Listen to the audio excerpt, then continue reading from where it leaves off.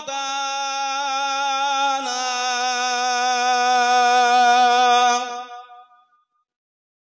في كلام المزيد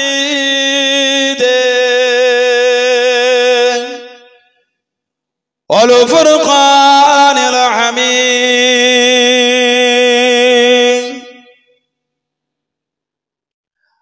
ألقله يومئذ بعضهم لبعض عدو إلا المتقين قال رسول الله صلى الله عليه وسلم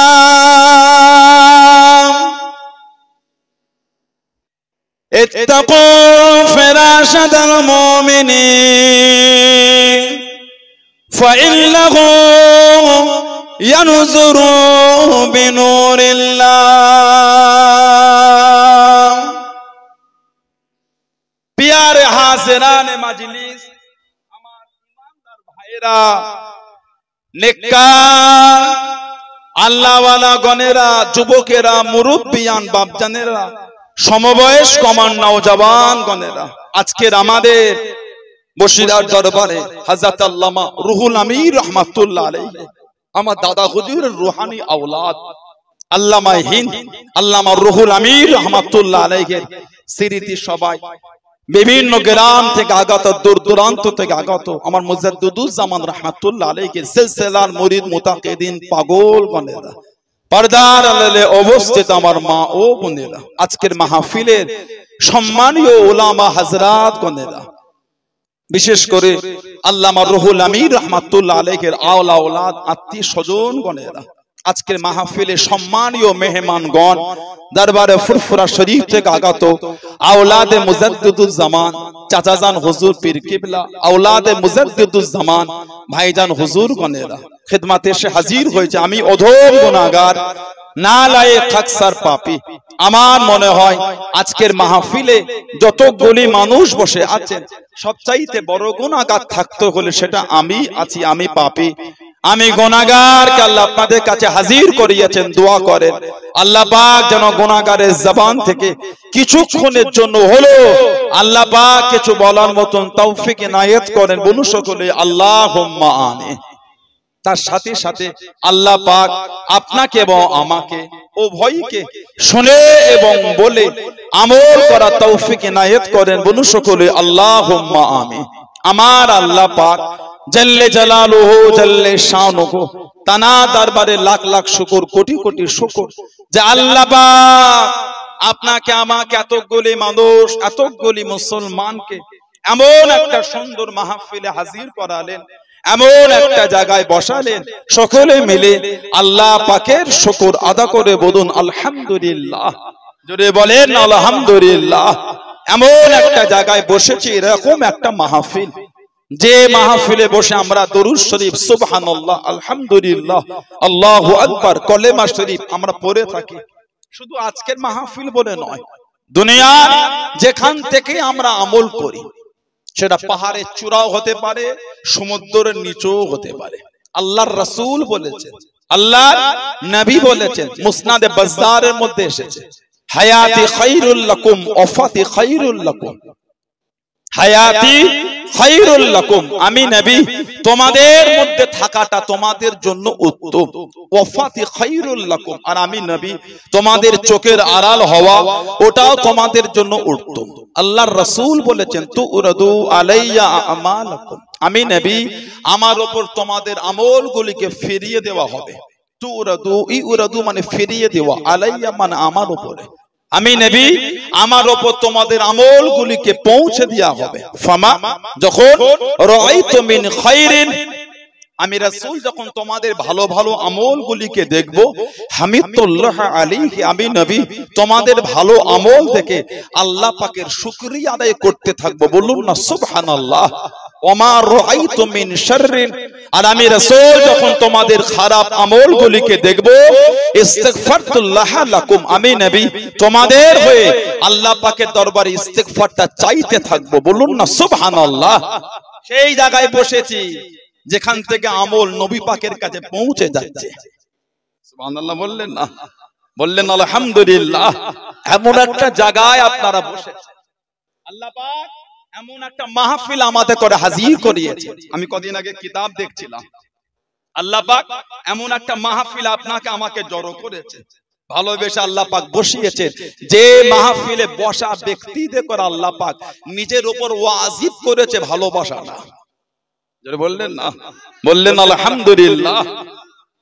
আল্লাহর রাসূল বলেছেন, আমাদের নবী বলেছেন, যারা আল্লাহ পাকের ভালোবাসায়, আল্লাহর মুহাব্বতে, আল্লাহর ভালোবাসায়, আল্লাহর মুহাব্বতে এক জায়গায় জড়ো হয়, আমাদের নবী বলেছেন, আল্লাহ রাসূল বলে ওয়াজাবাত মুহাব্বতি লিল মুতাহাব্বিনা ফিহা। ওয়াজাবাত মুহাব্বতি, আল্লাহ পাক নিজের উপর ওয়াজিব করেছে তাদের মুহাব্বত করাটা। বললেন আলহামদুলিল্লাহ। আল্লাহ রাসূল বলেছে আল্লাহ পাক নিজের উপর ওয়াজিব করেছে যারা আমাকে খুশি করার জন্য একে অপরকে ভালোবাসবে। এই যে আমরা এসেছি দুনিয়ার কোনো স্বার্থে নয়, দুনিয়ার কোনো স্বার্থে নয়। আল্লামা রুহুল আমিন রাহমাতুল্লাহ তিনি আল্লাহর হামদ, আল্লাহর তারিফ, আল্লাহর প্রশংসা, আল্লাহর জিকির আজগার ইবাদত বন্দেগী করে আল্লাহ আল্লাহর রাসূলকে খুশি করে ফেলেছেন। আজকে যে আমরা এসেছি কেন? উনি আল্লাহর পাগল। কার পাগল? তো আজকে বসিরহাটে যাব কেন? ওখানে একটা আল্লাহর পাগল শুয়ে আছেন, আল্লামা রুহুল আমিন রাহমাতুল্লাহ। চ আল্লাহর পাগলের দরবারে যাই, কিভাবে আল্লাহকে ভালোবেসেছেন আমরা একটু শিখে আসি। এই যে আমাদের ভালোবাসাটা দুনিয়ার স্বার্থে নয়, আল্লাহর ভালোবাসায় ভালোবাসা। আল্লাহর রাসূল বলেছে যে ব্যক্তি একে অপরকে আল্লাহর জন্য মুহাব্বত করবে স্বয়ং আল্লাহ পাক তাকে ভালোবাসবেন। জোরে বলেন, বলেন আলহামদুলিল্লাহ।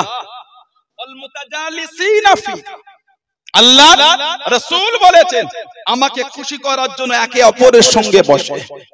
এই যে আমরা বসেছি একসাথে একটু আল্লাহর জিকির করব, আল্লাহর তারিফ, আল্লাহর প্রশংসা, আল্লাহর হামদ, আল্লাহর সানা বায়ান হবে। এই যে আমরা বসেছি কেন? আল্লাহর গুণগান করতে বসেছি। সুবহানাল্লাহ বললেন না? এই যে আমরা বসেছি যদি নিয়ত ওটা হয় আমাদের করে ভালোবাসাটা আল্লাহ পাক নিজের উপর ওয়াজিব করেছেন। বললেন আলহামদুলিল্লাহ। আল্লাহ রাসূল বলেছেন আল মুতাজালিরিনা ফিহা, আল্লাহ নবী বলেছে আমাকে খুশি করার জন্য একে অপরের সঙ্গে সাক্ষাৎ করে, আমাকে খুশি করার জন্য একে অপরের সঙ্গে মোলাকাত, একে অপরের সঙ্গে মুআনাকা, একে অপরের সঙ্গে দেখা। আল্লাহর রাসূল বলেছেন আল মুতাবাযিলিনা ফিহা, তারা আমাকে খুশি করার জন্য একে অপরের জন্য খরচা করে। এদের করে ভালোবাসাটা নবী বলেছেন আল্লাহ পাক নিজের উপর ওয়াজিব করেছেন। বললেন না সুবহানাল্লাহ। সেই মজলিসে আল্লাহ আমাদের করে হাজির করিয়েছেন, সেই মাহফিল আল্লাহ আমাদের বসিয়েছেন। এসে বসেছেন কিছু হলো বাড়িতে নিয়ে যা, এমন একজন ব্যক্তিকে, এমন একজন মানুষকে কেন্দ্র করে আল্লাহ আমাদের জমা করেছেন। উনি ছিলেন আল্লামায়ে হিন্দ, আল্লামায়ে হিন্দ, আল্লামা রুহুল আমিন রাহমাতুল্লাহ। 161টা কিতাব লিখেছেন। সুবহানাল্লাহ বললেন না? 161টা কিতাব, 123টা কিতাব জানার প্রকাশ, কম বেশি 38টা কিতাব আর প্রকাশ নয়। 161টির মধ্যে 123 কম বেশি কিতাব হুজুরের প্রকাশ হয়েছে। আল্লামা রুহুল আমিন রাহমাতুল্লাহ, তার আব্বা ছিলেন হযরতে নবীউদ্দিন সাহেব রাহমাতুল্লাহ, মা ছিলেন কি? মায়ের নাম হযরতে রহিমা, হযরতে রহিমা রাহমাতুল্লাহ আলাইহা। এই এনাদের দুজনের বাড়িতে আল্লাহ সন্তান পাঠালেন। আল্লামা হিদ, আল্লামা রুহুল আমিন রাহমাতুল্লাহ এত কামেল ছিলেন, এত আল্লাহওয়ালা ছিলেন। জীবনের প্রথম কিছু অংশ আমার দাদা হুজুরের পীর ভাই ছিলেন সুফি ফাতে আলী বাইসি রাহমাতুল্লাহ আলাইহির খলিফা, ফুরফুরা শরীফে মোল্লাপাড়ায় মাজার। হযরতে গোলাম সালমানী রাহমাতুল্লাহ ওনার সান্নিধ্যে কিছুদিন নিয়েছিলেন। হযরতে গোলাম সালমানী রাহমাতুল্লাহ ওনার কাছে কিছুদিন সময় কাটিয়েছিলেন আল্লামা রুহুল আমিন রাহমাতুল্লাহ। দাদা হুজুরের পীর ভাই ছিলেন, দুজনে একই পীরের মুরিদ। যে গোলাম সালমানী রাহমাতুল্লাহ মাঝে মাঝে দোয়া করতেন, আল্লাহ আমার ভাই মাওলানা আবু বকর সিদ্দিকী আল্লাহ যেভাবে আপনার দ্বীনের খেদমত করছে, যেভাবে আপনার দ্বীনের খেদমত ওর দ্বারা আপনি করিয়ে নিচ্ছেন আমার ভাইয়ের দ্বারা, আল্লাহ আমি অতটা পারছি না। আল্লাহ আমার মনের আশা, মনের চাওয়া, আমার হায়াত থেকে কিছু হায়াত কেটে আমার ভাই আবু বকর সিদ্দিকের হায়াতটা আল্লাহ আপনি বাড়িয়ে দেন। বললেন আলহামদুলিল্লাহ। ওনার সান্নিধ্যে কিছুদিন নিয়েছিলেন আল্লাহ আমার রুহুল আমির রহমাতুল্লাহ। তারপরে গিয়ে সান্নিধ্য নিলেন মুজাদ্দিদুজ্জামান হযরতে দাদা পীর আবু বকর সিদ্দিক রহমাতুল্লাহ। এত আলা মাকাম, কাদিরিয়া, চিশতিয়া, নকশবন্দিয়া, মুজাদ্দিদিয়া, চার তরিকার মুকাম্মিল পীর হয়ে গেলেন, চার তরিকার মুকাম্মিল নিয়ামত পেয়ে গেলেন। কামালিয়াতের দরজা, রুহানিয়াতের দরজা, আব্দিয়াতের দরজা আল্লাহ পাক ওনার আলা করে দিলেন। জোরে বলুন না সুবহানাল্লাহ। তানা দরবারে এসে বসেছেন, কিভাবে আল্লাহকে খুশি করেছে, কিভাবে আল্লাহর রেজা, আল্লাহর সন্তুষ্টি অর্জন করেছে, এনাদের থেকে শিক্ষা না। মরণ কিন্তু আমার আপনার হবেই হবে, পালাবার কোনো রাস্তা নাই। মানবে, মানার মতন মানেন, যেমন মানা আমার নবী পাকের সাহাবারা মেনেছে। আল্লাহ পাক এমনি কোরআন শরীফে সাহাবাদের শান বলেন, রাদিয়াল্লাহু আনহুম ওয়া রাদু আন, তাদের উপর আমি আল্লাহ খুশি, তারাও আমি আল্লাহ আমার উপরে খুশি। বললেন না সুবহানাল্লাহ। আল্লাহ পাক এমনি কোরআন শরীফে সাহাবাদের ঈমানের প্রশংসা করেন, আমিনু কামা আমানান নাস, আমিনু তোমরা ঈমান আনো। কেমন ঈমান? কামা, যেমন, আমানান নাস, এর নাসের তাফসীর হচ্ছেন সাহাবা। যেমন ঈমান আমার হাবিবের সাহাবারা এনেছেন, ওই ঈমান তোমরা আনো। সাহাবাদের ঈমানের প্রশংসা আমার আল্লাহ কোরআন শরীফে করেছেন। জোরে বললেন না সুবহানাল্লাহ। যে সাহাবাদের শান আল্লাহর রাসূল বলেছেন, লা তাসুব্বু আসহাবি, এ দুনিয়ার মানুষ তোমরা আমার সাহাবাদের গালি দিও না। ওয়াল্লাহ ফি আসহাবি, তোমরা আমার সাহাবাদের নিয়ে কিছু বলার আগে আল্লাহকে ভয় করো। অন্য রিওয়ায়াতে এসেছে আসহাবি কান নুজুম, আমার সাহাবারা হলেন আকাশের তারা নাই। বিআইহিম ইক্তিদাইতুম ইহতাদাইতুম, তোমরা তাদের মধ্যে কারো একজন ইক্তিদা অনুসরণ করো, তোমরা হেদায়েত পেয়ে যাবে। জোরে বলুন না সুবহানাল্লাহ। সেই সাহাবাদের দিকে দেখেন মানা কাকে বলে। আমাদের নবী মাঝে মাঝে বলতেন, আমাদের নবী মাঝে মাঝে বলতেন, তোমার ভঙ্গিমায়, তোমার ভঙ্গিমায়, তোমার ভঙ্গিমায় আল্লাহর ফেরেশতারা নাজিল হয়েছে। সাহাবীর নাম হযরতে জুবায়ের ইবনুল আওয়াম, হযরতে জুবায়ের ইবনুল আওয়াম রাদিয়াল্লাহু তাআলা আনহু। আমাদের নবী বলেছেন, জুবায়ের তোমার ভঙ্গিমায় আল্লাহর ফেরেশতারা নাজিল হয়েছে। কে জুবায়ের ইবনুল আওয়াম? উনি আমাদের নবীর নিজের ফুফুতো ভাই ছিলেন। ওনার আম্মার নাম ছিল সফিয়া বিনত আব্দুল মুত্তালিব। আব্বাজান আল্লাহ রাসূলের সাহাবী হযরতে জুবায়ের মা ছিলেন সফিয়া বিনত আব্দুল মুত্তালিব, আর ওনার ফুফু ছিলেন আমাদের মা হযরতে খাদিজাতুল কুবরা রাদিয়াল্লাহু তাআলা আনহা, যাকে স্বয়ং আল্লাহ পাক তিনি নিজে সালাম পাঠিয়েছেন। হযরতে মা খাদিজাতুল কুবরা আমাদের নবী যখন জাবালে নূরের উপর ইবাদত করতেন, জাবালে নূর যে পাহাড়ের উপরে আছে গাড়ে হেরা, ইকরা বিসমি রাব্বিকাল্লাযী খালাক, যেখানে আল্লাহ পাক কোরআন শরীফের প্রথম আয়াত নাযিল করলেন, জাবালে নূর গাড়ে হেরা। আমাদের মা আমার নবীকে কষ্ট করে খাবার দিয়ে আসতেন। আল্লাহ পাকের দরবারে এত পছন্দ হয়ে গেল, জিবরাইল যাও আমার হাবিবকে গিয়ে বলে দাও, আমি আল্লাহ আমার হাবিবের স্ত্রী খাদিজাকে আমি আল্লাহ সালাম পাঠালাম। বললেন আলহামদুলিল্লাহ। হযরতে জুবায়ের ইবনুল আওয়াম আমাদের নবী বলেছেন, জুবায়ের তোমার ভঙ্গিমায় ফেরেশতারা নাজিল হয়েছে। জোরে বলুন। আল্লাহ নবী দিনের জন্য বার হয়ে গেলেন।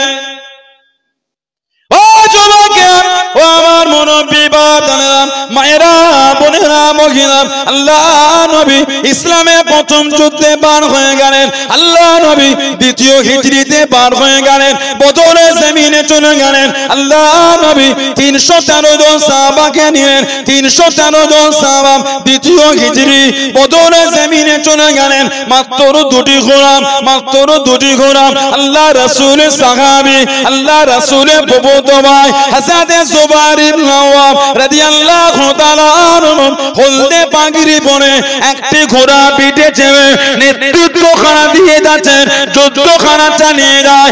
ও যুবকেরা, ও আমার মুরব্বি বাপ জানেন, আল্লাহ নবী জানিয়েছিলেন, আল্লাহ নবী শুনিয়েছিলেন, ও বাবা জুমাইন রাদিয়াল্লাহু তাআলা মাথাতে হলদে পাগড়ি পরেছো বাবা, মাথাতে হলদে পাগড়ি পরেছো বাবা, তোমার হলদে পাগড়ি পরাটা আল্লাহ পাকের দরবারে এতটা পছন্দ হয়ে গিয়েছে, এতটা কবুল হয়ে গিয়েছে।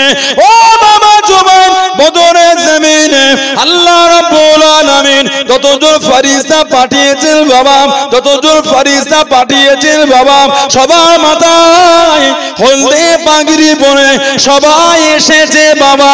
জোরে বলুন সুবহান, আর একটু জোরে বলুন সুবহান। তুমি মাথায় হলদে পাগড়ি পরেছো, বদরে যতজন ফেরেশতা আল্লাহ পাঠিয়েছে সবার মাথাতেই হলদে পাগড়ি। তোমার ভঙ্গিমায়, তোমার ভঙ্গিমায়, তোমার ভঙ্গিমায় আল্লাহর ফেরেশতারা নাজিল হয়েছে। আল্লাহ নবী বলেছেন। সাহাবাদের একটা কিতাব আছে, আল্লামা ইবনে হাজার আসকালানী রাহমাতুল্লাহ লিখেছেন, আল ইসাবা ফি তামহিজিস সাহাবা। সাহাবাদের একটা জীবনীর কিতাব উসদুল গাবা, সাহাবাদের কিতাব সুআর মিন হায়াতিস সাহাবা, তৎসহ বিভিন্ন কিতাবে পাবেন। তিনজন সাহাবা প্রকাশ্য কাবা শরীফ তওয়াফ করতে করতে এলান করেছে, এই তোদের ক্ষমতা থাকলে আমাদের আটকে দেখাবে, তোদের ক্ষমতা থাকলে আমাদের আটকে দেখাবে, তোদের সামনে বলছে মক্কা শরীফ থেকে মদিনা শরীফে হিজরত করব, যদি ক্ষমতা থাকে আটকে দেখাবে। তিনজন, একজন সাইয়্যিদুনা সাইয়্যিদুশ শুহাদা হযরতে আমির হামজা রাদিয়াল্লাহু তাআলা আনহু, আমাদের নবীর নিজের চাচা। আল্লাহর রাসূল বলেছেন যে আমার চাচার কবরের কাছে দাঁড়িয়ে সালাম দেবে, কবরটা জিয়ারত করবে আমার চাচা, তার জন্য কিয়ামত পর্যন্ত আল্লাহ পাকের দরবারে দোয়াটা চাইতে থাকবে। হযরতে আমির হামজা এই গলা থেকে গেলে নাভি পর্যন্ত পুরো বুকটা উহুদের যুদ্ধে ছিঁড়েছিল ওনার, কলজে দুটোকে বার করে হিন্দা পরে মুসলমান হয়েছে। সাথীদের নিয়ে হুজুরের কলজেটাকে শরাব দিয়ে মদ দিয়ে চিবিয়ে চিবিয়ে খেয়েছে। আহা, হযরতে আমির হামজা বদরে উহুদের জমিনে সাহাবাদের শরীরের বিকৃত ঘটিয়েছিল। উলামারা জানেন 70 জন সাহাবা শহীদ হয়েছে, নাক কেটে, কান কেটে, চোখ তুলে, ঠোঁট কেটে, সব মালা গেতে গলায় কাফেররা দিয়ে উহুদে লেচেছিল। বলে নাউযুবিল্লাহ। নবী পাকের ফুফু আম্মা এসেছে, নবী পাকের চাচার লাশটাকে দেখবে, আমার ভাইয়ের লাশ আমি দেখব, খুলে দাও। নবী পাক ইশারা করলেন ফুফুতো ভাইকে, তোমার মাকে সরিয়ে নাও। চাচার লাশ যদি তোমার মা দেখে সহ্য করতে পারবে না। কেন? আমার চাচা জানের লাশটা বিকৃত ঘটিয়েছে। ওহ, হুজুরের ফুফু আম্মা বলেন আমি আমার ভাইয়ের লাশটা দেখবো, আমাকে দেখতে দাও। নবী পাক বলছে না, ভাইয়ের লাশ দেখা যাবে না, চাচা জানের লাশ বিকৃত ঘটিয়েছে। একই কথা, লাশ দেখবো। পুরো বুকটাকে চিরে কলজে দুটোকে বার করেছিল। আহা, কম কষ্ট সাহাবাদের তাইলে। সব সাহাবাদের শরীরে চাদর দিয়ে ঢাকা, দুজন বাকি, একজন আমার নবীর চাচা আর একজন অন্য সাহাবী। দুটো চাদর, একটা ছোট একটা বড়। নবী পাককে জিজ্ঞাসা করলে হুজুর কোনটা কার শরীরে দেব? আমাদের নবী বললেন ছোট চাদরটা আমার চাচার গায়ে দিয়ে দাও, বড়টা আমার সাহাবীর গায়ে দাও। আমি নবী যদি আমার চাচার গায়ে বড়টা দিতে বলি, লোকে বলবে নিজের চাচা বলে বড়টা দিল। আহা, নবী বলে বড়টা সাহাবীর গায়ে দাও। নবী পাক চোখ ভরা পানিলে চাচার লাশের কাছে গিয়ে দাঁড়ালেন। চাদরটা তো ছোট ছিল, টেনে পা ঢাকা দিলে মুখটা বার হয়ে যাচ্ছিল, টেনে মুখ ঢাকা দিলে আমির হামজা হুজুরের পাটা বার হয়ে যাচ্ছিল। আমাদের রাসূল কেঁদে কেঁদে বলেছেন উহুদের ঘাসগুলোকে তুলে তুলে আমার চাচা জানের পাটা চাপা দাও, মুখটা চাদর দিয়ে চাপা দাও। আল্লাহ নবী বলেছে যে আমার চাচার কবরের কাছে দাঁড়িয়ে সালাম দেবে, কিয়ামত পর্যন্ত আমার চাচা জান তার জন্য আল্লাহর দরবারে দোয়াটা চাইতে থাকবে। জোরে বলেন সুবহানাল্লাহ। 2 নম্বর হযরতে ওমর, হযরতে ওমর রাদিয়াল্লাহু তাআলা। আমাদের নবী বলেছেন, ওমর কিয়ামত পর্যন্ত আমার উম্মত তোমার জন্য আফসোস করতে থাকবে। আজও আমরা বলি, আল্লাহ যদি একটা ওমর ফারুক পাঠাতেন। এটা আমার নবী পাকের দোয়া। বুখারী শরীফে একটা বাব আছে, মানাকিবে ওমর রাদিয়াল্লাহু তাআলা। সিয়াসিতে আছে মানাকিব, সাহাবাদের মানাকিব, তানাদের মাকাম, তানাদের সম্মান, তানাদের ইজ্জত। সিয়াসিত তার কিতাব এসেছে। আল্লাহ নবী সাহাবাদের লিওয়াজ করেন। আল্লাহ নবী নববী শরীফে বসে গেলেন। আল্লাহ নবী সাহাবাদের লিওয়াজ করেন। আল্লাহ নবী জানিয়ে দিলেন, আল্লাহ নবী শুনিয়ে দিলেন, আল্লাহ নবী জানিয়ে দিলেন, ও সাহাবারা, আমি নবী গতকাল স্বপ্নের মধ্যে দেখতে পেলাম, খবের মধ্যে দেখতে পেলাম, আমি নবী আল্লাহ পাকের জান্নাতের মধ্যে ঘুরি। আমি নবী ঘুরতে ঘুরতে কত সুন্দর বাড়ি দেখতে পেলাম, কত সুন্দর মহলটা দেখতে পেলাম। আমি নবী আগিয়ে গেলাম, আমি নবী দেখতে পেলাম যে বাড়ির বারান্দায়, যে বাড়ির ব্যালকনিতে বসে বসে একজোড়া মহিলা ওযু করে। আমি নবী জিজ্ঞাসা করলাম, আমি নবী জানতে চাইলাম এই বাড়িটা কার বাড়ি? আল্লাহ পাকে জান্নাতে এত সুন্দর বাড়ি কার বাড়ি? আমি নবী জানিয়ে দিল, আমি নবী জানিয়ে দিল এটা অন্য কোনো বাড়ি নয়, এই বাড়িটা হলো আপনার সাহাবী হযরত ওমরের বাড়ি। ও যুবক, আল্লাহ নবী জানিয়ে দিলেন, আল্লাহ নবী শুনিয়ে দিলেন। আমি নবী দরওয়াজার দিকে এগিয়ে গেলাম, আমি নবী বাড়িতে ঢুকবো। ও বাবাজি ওমর রাদিয়াল্লাহু তাআলা, আমি নবী আপনার আত্মসম্মানের কথা ভেবে বাড়ির ভিতরে ঢুকলাম না। বাড়িটা আপনার না বলেই ঢুকে যাব, না বলেই চলে যাব। ও বাবাজি ওমর রাদিয়াল্লাহু তাআলা, আমি নবী আল্লাহ পাকে জান্নাতে আপনার বাড়িটা দেখেছি। জোরে বলুন সুবহান, আর একটু জোরে বলুন সুবহান। জান্নাতে আপনার ঘর দেখেছি। আমি নবী ঢুকতে গিয়েও দাঁড়িয়ে গেলাম। কেন? আপনার আত্মসম্মানের কথা ভেবে। বাড়ি আপনার না বলেই ঢুকে যাব। নবী পাকের কাছে এসে, ইয়া রাসূলুল্লাহ, আমার মা বাবা আপনার কদমে কুরবান, আমি আপনাকে আত্মসম্মান দেখাতে পারি হুজুর। আল্লাহ নবী বলেছে জান্নাতে আমি আপনার ঘর দেখেছি। জোরে বললেন না? 2 নম্বর উনি। 3 নম্বর হযরতে জুবায়ের ইবনুল আওয়াম, হযরতে জুবায়ের ইবনুল আওয়াম রাদিয়াল্লাহু তাআলা। এই 3 জন সাহাবা কাবা শরীফ তওয়াফ অবস্থায় কাফেরদের এলান করে বলেছিলেন, তোদের সামনে বলছি মক্কা শরীফ থেকে মদিনা শরীফে হিজরত করব, পারলে আটকে দেখাবে। যে রব দবদবা আল্লাহ ওনাদের দিয়েছেন, এত দবদবা আল্লাহ ওনাদের দিয়েছিলেন। কে? জুবায়ের ইবনুল আওয়াম। হুজুরের কানে আওয়াজ শুনে গেল, ও যুবক, আল্লাহ নবীকে ধরে নিয়ে গিয়ে শহীদ করে দেবেন। আল্লাহ নবীকে ধরে নিয়ে চলে গিয়েছে হযরতে জুবায়ের ইবনুল আওয়াম রাদিয়াল্লাহু তাআলা তলোয়ার খানা বার করে নিলেন, তলোয়ার খানা বার করে নিয়ে দেওয়ানা হয়ে গেলেন। বিট্টেনে সামনে চলে গেলেন, একটা উঁচু জায়গায় দাঁড়িয়ে গেলেন, একটা উঁচু জায়গায় দাঁড়িয়ে গেলেন। আল্লাহ নবী ডাক দিয়ে দিলেন, আল্লাহ নবী ডেকে নিলেন, ও বাবা যে জুবায়ের ইবনুল আওয়াম রাদিয়াল্লাহু তাআলা, এত পেরেশান কেন বাবা? এত চিন্তিত কেন বাবা? ইয়া রাসূলুল্লাহ আমি মানলাম, ইয়া রাসূলুল্লাহ আমি মানলাম। আল্লাহ পাকের নবী, হুজুর বেয়াদবি মাফ করুন, কানেতে আওয়াজ এসে গেল, কানেতে শব্দ এসে গেল, আপনাকে ধরে নিয়ে চলে গিয়েছে, শহীদ করে দেবে। আমি জুবায়ের সহ্য করতে পারলাম না, তলোয়ারটা বার করে নিয়ে আপনার জন্য বার হয়ে গেলাম, আপনার জন্য রওনা হয়ে গেলাম। আল্লাহ নবী জানিয়ে দিলেন, আল্লাহ নবী শুনিয়ে দিলেন, ও বাবা জুবায়ের রাদিয়াল্লাহু তাআলা, তুমি হলে ইসলামের মধ্যে প্রথম তলোয়ার দিনের মধ্যে সর্বপ্রথম তুমি তুলেছো। তোমার আগে আমার সাহাবাদের মধ্যে কেউ এইভাবে প্রকাশ্য তলোয়ার তুলতে পারে না।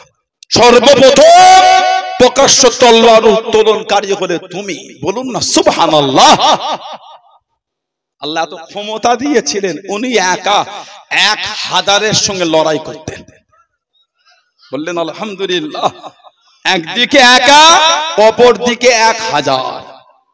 হযরতে ওমর ফারুক রাদিয়াল্লাহু তাআলা জামানায় হুজুর পাঠিয়েছিলেন হযরতে ওমর রাদিয়াল্লাহু তাআলা 3500 সৈন্য দিয়ে। সাইদ ইবনুল মুসাইব, আস্তাগফিরুল্লাহ, হযরত আমর ইবনুল আস, হযরতে আমর ইবনুল আস রাদিয়াল্লাহু তাআলা হুজুরকে পাঠালেন মিশরে। হুজুর বর্ডারে গিয়ে চিঠি লিখছেন, হুজুর এদের সৈন্য অনেক, আরো কিছু পাঠান। হযরতে আমর ইবনুল আস রাদিয়াল্লাহু তাআলা ওমর ফারুক চিঠি পেয়ে আরো 4000 সৈন্য রেডি করলেন। হুজুর চিঠিতে লিখলেন, প্রত্যেক 1000-এর সাথে আমি এক একজনকে দায়িত্ব দিয়ে 4 জনকে ঠিক করে পাঠালাম, যে এক একজন আরো 1000-এর সঙ্গে লড়ার ক্ষমতা রাখে। এই 4 জনের মধ্যে একজন ছিলেন হযরতে জুবাইর ইবনুল আওয়াম। কিতাব এসেছে ওই যুদ্ধে উনি একা 1000-এর অধিক মানুষের সঙ্গে উনি একাই লড়াই করেছিলেন। দিনের জন্য সাহাবাদের খিদমত, আল্লাহু আকবার। কম কষ্ট সাহাবাদের দেয়নি, কম দুঃখ সাহাবাদের দেয়নি।